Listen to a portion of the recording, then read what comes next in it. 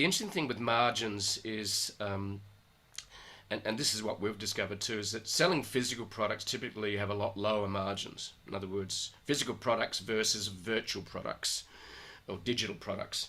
So, and we've seen the rise of digital products such as software as a service type platforms that, and typically software as a service type platforms that provide a platform to control your social media, and everything, like whether it's a collaboration tool or whatever.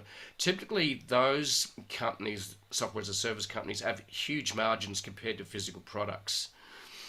Because the challenge quite often is with affiliate marketing is, if you sell this for me, I'm going to give you 5%, and you're going, I don't get out of bed for 30%, right? So it's right. Yep. What's your observation on margins? Because I'd be interested in that.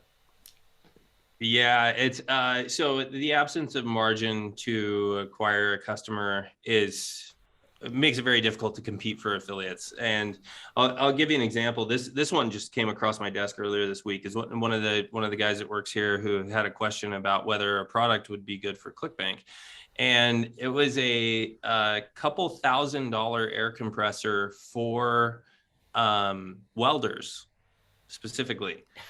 Right. And probably not. I just don't see a broad enough market for it.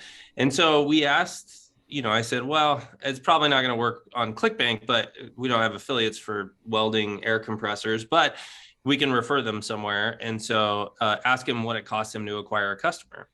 This is like a $4,000 machine, right? Yeah. And it comes back and he says, not very much, $20, $30, because the brand is well known in the welding industry and people come to them to buy it.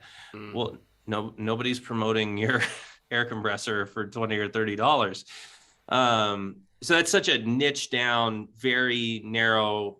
There's no margin left for it. Where we see massive scale, where you're talking about thousands of affiliates promoting something, and 6-figure days for products, is currently, like, the supplement space is taking off like crazy, because supplements are actually fairly low COGS, low cost of goods. But people are willing to pay for them, especially after the advent of the pandemic. People became very health minded. They were willing to pay more attention to that. And so we'll see scaled offers take off with an average commission over $120 per sale and a conversion rate of at least 1%. Yep. At that point, they've entered orbit. Below that point, you can find niche affiliates that are going to promote that type of product. Again, I don't know that there's very many welding compressor affiliates.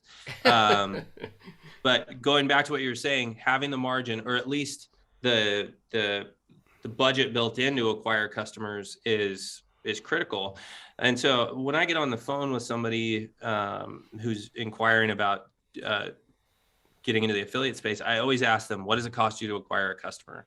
Mm-hmm. And that or more should be what you're willing to pay an affiliate to acquire a customer for you.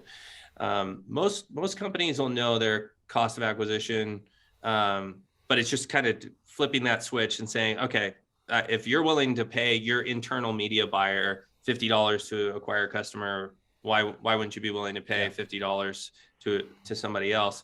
And then that gets them beyond the low ball of, we'll pay them 5%. 5% is what Home Depot pays for YouTubers to sell DeWalt drills. It's just not that. They can pay that because they have this massive brand. Unless you have a brand like Home Depot, it's not going to work. Yeah.